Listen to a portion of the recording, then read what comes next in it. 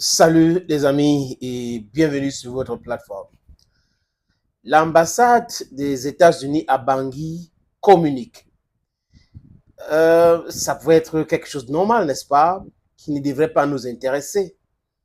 Mais comme c'est une information importante, ça peut aussi être une leçon pour nous. Ça peut nous pousser aussi à être très vigilants. On doit partager cela avec vous. L'ambassade demande l'information qui circule sur les réseaux sociaux concernant une conversation audio.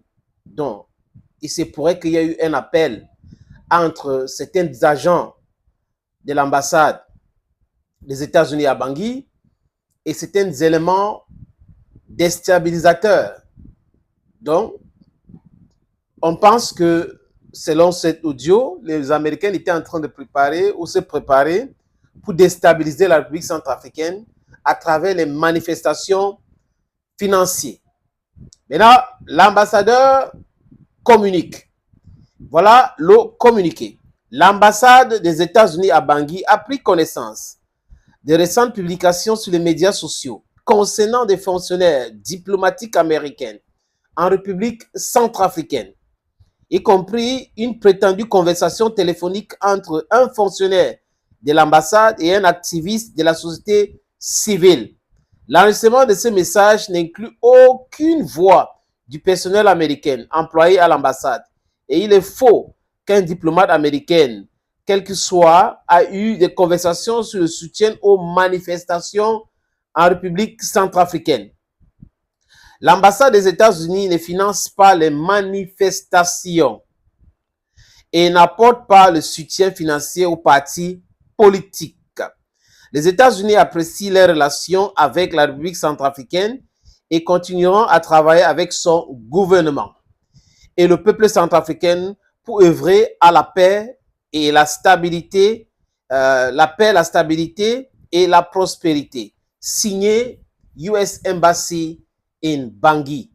Je vous ai dit encore, les amis, que dans la forme, c'est rien de grave.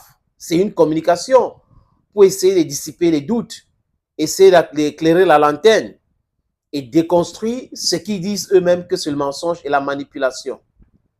D'accord, il y a de l'intelligence officielle aujourd'hui. Mais ce qui est intriguant, les amis, c'est que c'est leur modus operandi. Celui qui s'accuse, je vais dire, désolé les amis, celui qui s'excuse, s'accuse. That's how we need to put it. Si c'était un audio banal qui circule sur les réseaux sociaux, pourquoi, ou sur les médias sociaux, pourquoi l'ambassade des États-Unis a trouvé nécessaire d'apporter un démenti?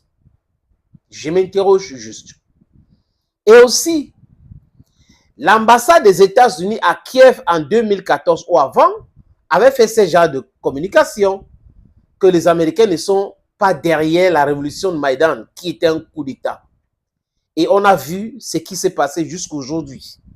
Est-ce que l'ambassade des États-Unis à Kiev peut aussi, de façon convenable, dire qu'ils ne sont pas impliqués dans ce qui se passe en Ukraine? Il n'y a pas moyen, parce que le Congrès vient de voter repo, l'aide en Ukraine et tout ce truc-là, les sanctions et autres. Donc, c'est clair. Tout le monde sait que c'est la démarche. Avant que le Soudan ne se sépare, c'est-à-dire que la partition du Soudan, ça s'est passé comment? Il y a eu démenti toujours comme ça des Américains. Et après, on a vu qu'il y avait un soutien actif aux Soudanais du Sud. Et aujourd'hui, ça a créé cette division. Et même là où je vous parle, la balkanisation du Soudan, c'est quelque chose qui est dans leur tête. Donc, il faut encore diviser le Soudan. Tout ce qui se passe au Soudan aujourd'hui, c'est le fait de qui? Si les Américains veulent réagir sur le terrain, ils passent par quoi? Par l'ambassade. C'est le relais sur le terrain fiable.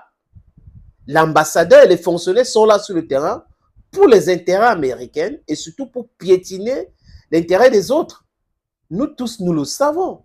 Donc, l'ambassade des États-Unis ne peut pas venir dire que non, ça ne les intéresse pas, c'est pas, ils ne fonctionnent pas comme ça, il y a aucun, ce n'est pas vrai du tout. Quand on vous parle souvent de la MINUSCA, on cite des pays. Vous pensez que qui tire les ficelles? Que les différents contingents vont réagir comme ça par rapport à quoi? Non, il y a quelqu'un qui tire les ficelles. Et c'est cette superpuissance. Tout le monde le sait aujourd'hui. Et les amis, discuter avec l'opposition et les activistes de la société civile, les Américains le font. Financier, je pense, mais ce n'est pas dans tous les cas, de toute façon. C'est-à-dire qu'ils regardent une situation qui est défavorable au pouvoir en place, qui peut amener à un changement de régime, et ils appliquent le truc, et le régime tombe. C'est comme ça que les Américains ont toujours fonctionné dans le monde. Nelson Mandela, les amis, vous êtes des gens intelligents, allez consulter les archives, avait dit que s'il y a une puissance déstabilisatrice dans le monde, c'est les États-Unis d'Amérique.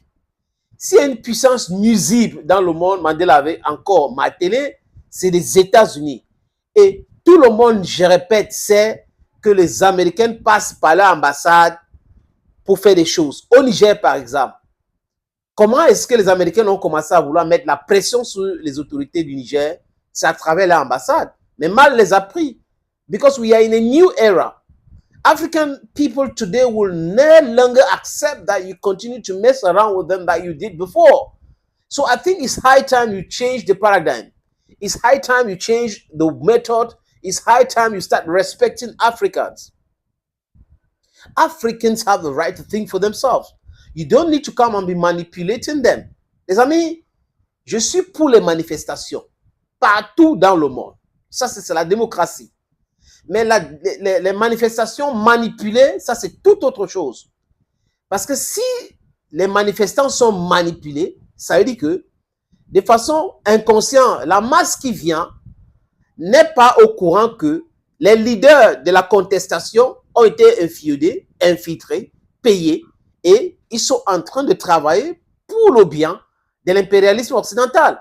C'est ça. Mais si c'est les manifestations spontanées par le peuple, pour le changement, c'est une bonne chose. Mais toute manifestation manipulée, nada. Moi, je ne vais jamais soutenir cela. Donc, le peuple centrafricain a le droit de réfléchir. Si le peuple centrafricain qui est souverain pense que le gouvernement actuel ne lui plaît pas, c'est au peuple centrafricain de réagir. Et non à une ambassade ou une puissance extérieure de venir manipuler quelques personnes par le baisse de billets de banque et prétendre que c'est la démocratie, parce que tout ce qui se passe dans la République centrafricaine aujourd'hui, les amis, pour ceux qui suivent l'actualité, est en défaveur de l'impérialisme occidental. Ils avaient pignon sur rue dans ce pays. Désolé les amis, ils ont pillé ces pays-là depuis longtemps. Et aujourd'hui que les choses sont en train de changer, ils cherchent des voies et moyens pour pouvoir déstabiliser encore. En Afrique du Sud, nous sommes en Afrique. L'ambassadeur des États-Unis d'Amérique est allé en mondovision accuser les Sud-Africains d'envoyer les armes pour soutenir la Russie. C'était quand même incongru, incroyable de dire cela. Il avait été rappelé à l'ordre directement. Vous pensez que la manipulation, on la connaît. On connaît comment les Américains font ça avec la manipulation. Aujourd'hui, c'est la pression des médias sociaux, c'est la pression de la communication, la guerre communicationnelle aujourd'hui qui fait en sorte que tous ces chanceliers-là prennent certaines distances ou une certaine distance avec certaines personnes. Ils ont peur parce qu'on va dévoiler tout fait, tout de suite, je vais dire, et ça sera compliqué pour eux de se justifier.